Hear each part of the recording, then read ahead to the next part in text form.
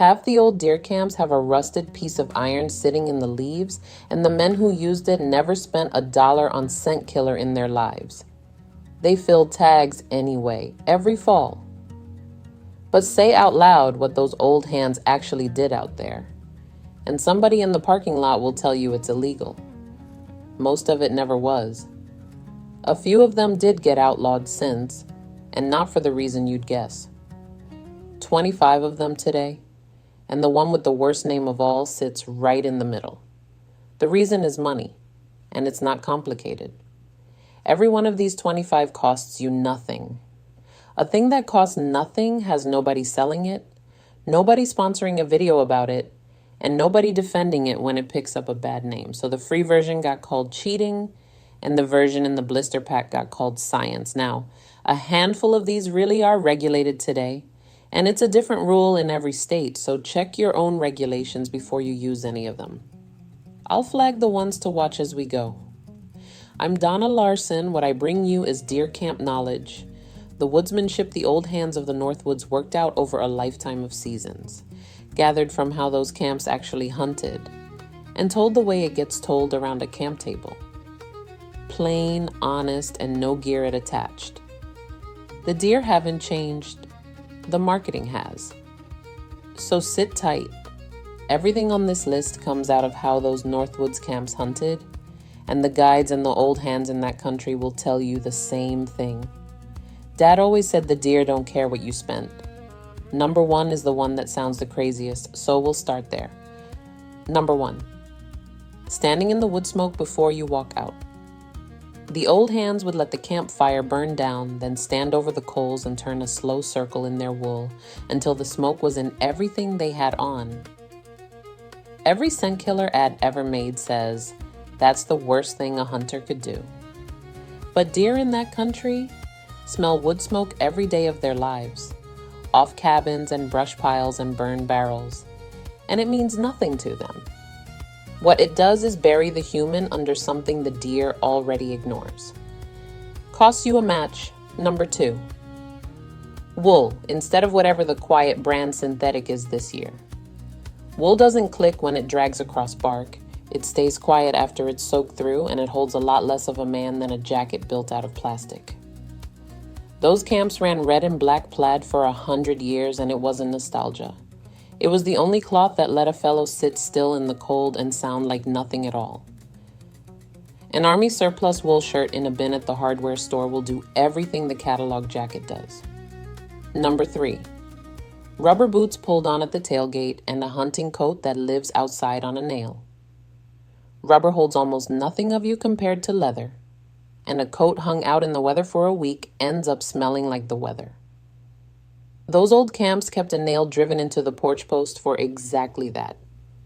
And nobody washed anything in perfume soap during November. That was the whole scent program those men ran, start to finish, and it beat what a lot of hunters buy in a bottle today. Now, that nail on the porch post has its own trick in a book called Donna's Whitetail Bible. 101 field-tested tricks to stop going home empty-handed. Because this stuff got taught at camp and hardly a word of it was ever written down. It's 101 field-tested whitetail tricks out of a lifetime of Northwood seasons, set down in order for the hunter who does the basics right and still walks back to the truck empty. Turning a nocturnal camera buck into a daylight shot. Telling honest signs from lying signs, hunting around other men's pressure. Short sit windows for a fellow with a job. Set that against one more wasted tank of gas to a dead lease, or one more gadget that quit after the first weekend. Now go ahead and grab your phone and open up your camera, the same one you used to take pictures. Point it at that square code on your screen and hold it steady for a second. A little link will pop up, give it a tap, and it will take you straight to the book. And if you are watching on your phone right now, the link is waiting for you right down below in the description. Take your time. There is no rush at all. I'll wait right here. All right, number 4 is where the old hands quit worrying about smell and started worrying about wind. Number 4, a milkweed pod for reading it. Crack one open on the walk-in, pull out a single seed, and let it go from the stand. That seed rides the thermal exactly the way your scent does. It hangs in the air long enough for you to watch where it ends up, and it will show you the swirl behind a ridge that a puff bottle never will. The camps picked them along the fence lines in October and carried a few in a shirt pocket all season. Free and better than the powder. Number 5, the 2-man nudge instead of the 12-man drive. And this is the first one to check, because organized drives are restricted or flat banned in certain states and certain units. So read your regulations before anybody moves. The legal version is 2 hunters. One sits the escape cover downwind and doesn't move.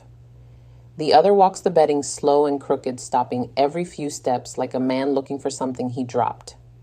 A pushed deer runs, a nudged deer walks, and a walking buck is the one you get a shot at. Number 6.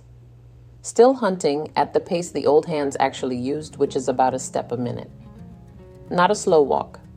A step, then a full stop, then look at every piece of ground in front of you for the length of a long breath, then the next step. If you've covered more than a couple 100 yards of timber in an hour, you're moving too fast for it to work. It sounds like doing nothing at all, and it is the deadliest thing a man on foot can do in whitetail country. Number 7. Cutting a big track in fresh snow and following it all day. This is the one that gets called illegal more than any other, because people hear tracking and picture running deer with hounds. It isn't that at all. It's one hunter on foot, on one set of prints from daylight until that buck beds down and makes his mistake. The Northwoods camps did it every year the snow came right, and it's legal in the big woods country where there's enough ground to do it. Check yours anyway. Number 8, picking one tree and sitting on it. The modern advice is to keep moving, hang a new set every week, run and gun. Those old camps had a stand tree, and it was the stand tree because 30 years of watching said deer walked past it. Every time you hang somewhere new, you're guessing, and you're laying down scent while you guess. There's a reason the tree with the rusted steps in it is the tree that killed the most deer at that camp. It earned them. Number 9, hanging the set the same morning you hunt it. This one sounds backwards next to number 8, and it isn't, because it's for the other situation. New ground, pressured ground, or a wind that finally came right on a spot you've never touched. You go in dark, you hang, you sit, and you carry the whole thing back out when you leave. The deer never get a night to work out that something changed. The camps called it going in cold, and on public ground it's the whole game.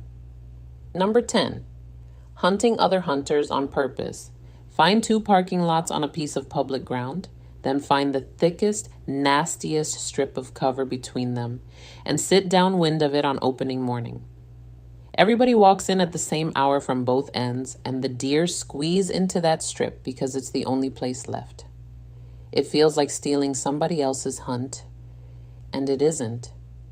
It's the same woodsmanship as reading a wind. And speaking of bottles, hold that thought for number 13. Number 11, the 10 to 2 sit in the rut.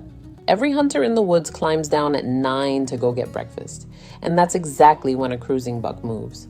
Because for those few hours in November, he's the only thing out there that isn't sitting in a diner.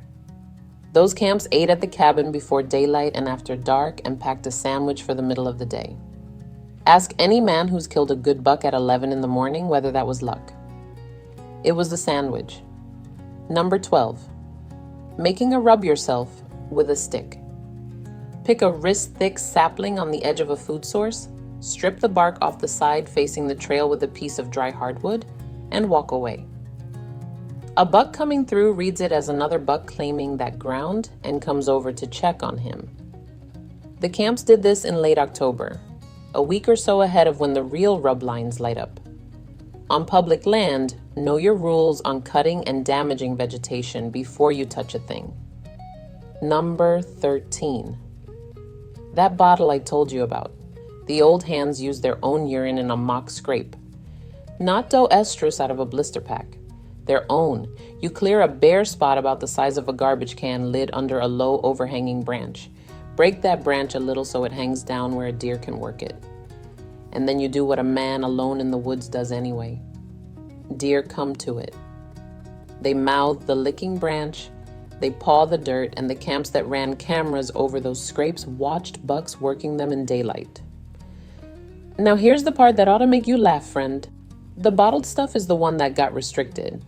States started limiting natural deer urine lures over chronic wasting disease, and it's a different rule in every one of them. So check yours before you buy anything at all. The free version never had a rule against it anywhere. Those camps worked that out for nothing, and somebody sold the rest of the country a bottle. Number 14. Rattling with a real set of sheds hard and then shutting up completely. The camps didn't tickle a pair of antlers together. They cracked them, ground them, raked a tree trunk, kicked the leaves around, and then sat dead still for half an hour. A buck coming to a fight comes in quiet, and he comes in downwind. So the fellow who rattles and then keeps fidgeting with his gear never lays eyes on him. A rattle bag works fine, a reel set off a dead buck sounds better, and it costs you nothing but the walk to go find them. Number 15. 3 grunts, then 20 minutes of nothing. Those old hands treated a grunt tube like a match, not a flashlight. Deer in the timber make short, quiet contact sounds, and a hunter blowing on a call every 5 minutes sounds like nothing that lives out there. 3 soft grunts at a buck who's walking away from you. And if he stops, you stop too. The snort wheeze is the last card in the deck. Only at a buck you can see. Only once he's already leaving, and it will either bring him mad or send him to the next county. Number 16. The doe bleat, played last, and played rare. A bleat says there's a deer over here with no other deer around it, and a mature buck in early November will swing downwind of that sound before he ever shows himself. Which means it works about once per set, and only if you're set up so his circle brings him past you instead of past your scent. The camps used it on a buck who had already ignored the grunt tube. That's the whole rule. Grunt first, bleat second, then be quiet. And while you're sitting there thinking about it, did your dad or your grandpa have a deer camp rule of his own? Share it below, friend. Those are exactly the ones worth keeping, and I read every single one. Number 17. Backing off the food and sitting halfway. Everybody hunts the field edge because that's where the deer are at dark, and a mature buck knows it, so he stands in the brush until the light's gone and steps out at 8 at night. The camps hunted the trail between the bedding and the field, a couple hundred yards back in the timber where he'll walk while there's still shooting light left. You'll see fewer deer that way. You'll see better ones, and you'll see them in daylight. Number 18. Learning 2 acorns instead of buying a food plot.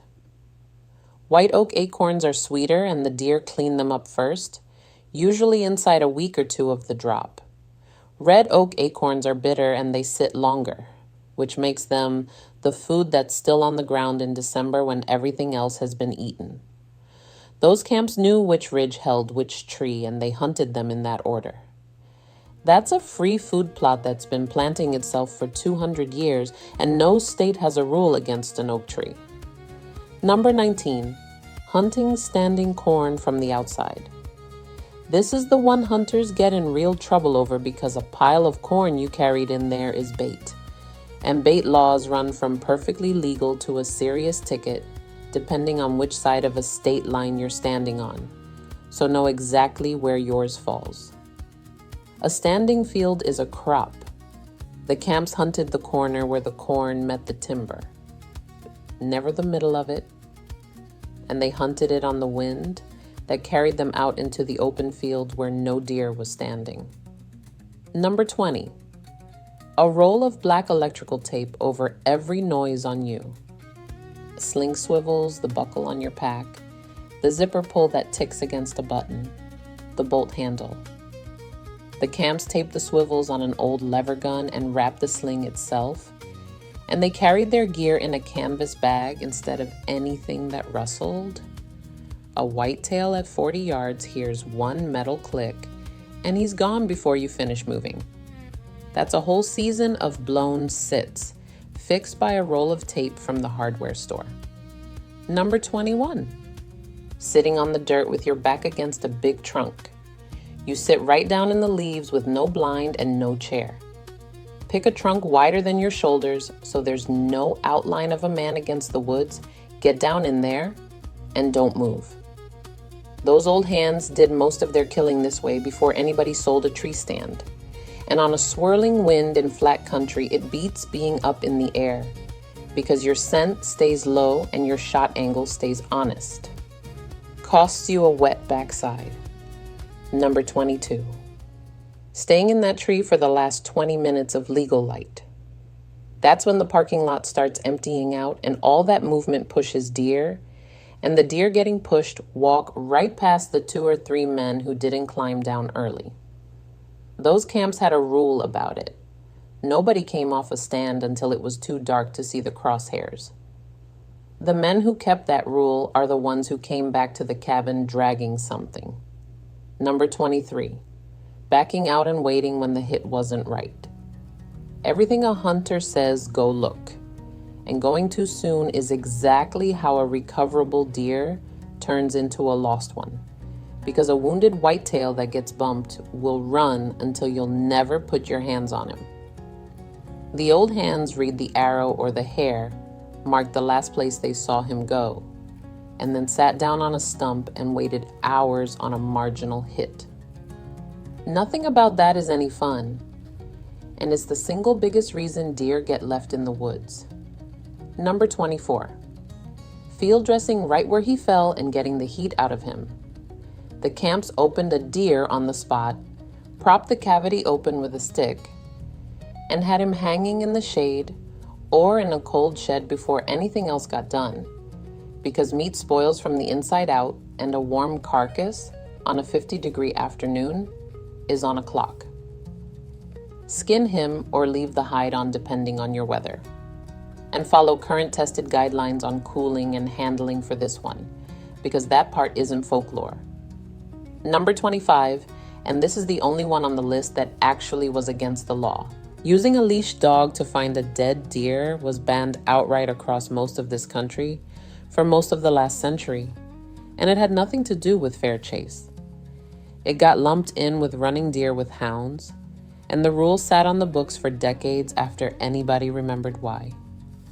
Most states have turned that around now. Licensed handlers work legally, and a good dog will find a deer that 4 men and a lantern walked past 3 times in the dark. Look up whether yours allows it and get a handler's number into your phone before the season opens, not at midnight with a wet flashlight in your hand. And that's the thread running through all 25 of them. Every single one is free, or close enough to it that nobody can build a business on the thing, which is exactly why they picked up a bad name and exactly why they still fill tags. The deer never got the memo about any of it. That's the kind of thing the old-timers handed out at camp for nothing, and it's all written down plain in Donna's Whitetail Bible. 101 field-tested tricks to stop going home. Empty-handed, so it doesn't die with the men who worked it out. Now go ahead and grab your phone and open up your camera and point it at that square code on your screen and hold it steady for a second. A little link will pop up, give it a tap, and it will take you straight to the book. And if you are watching on your phone right now, the link is waiting for you right down below in the description. Now, if you enjoyed this video, you will enjoy the video right now. On screen even more, I can assure you on that. Click it right now, my friend.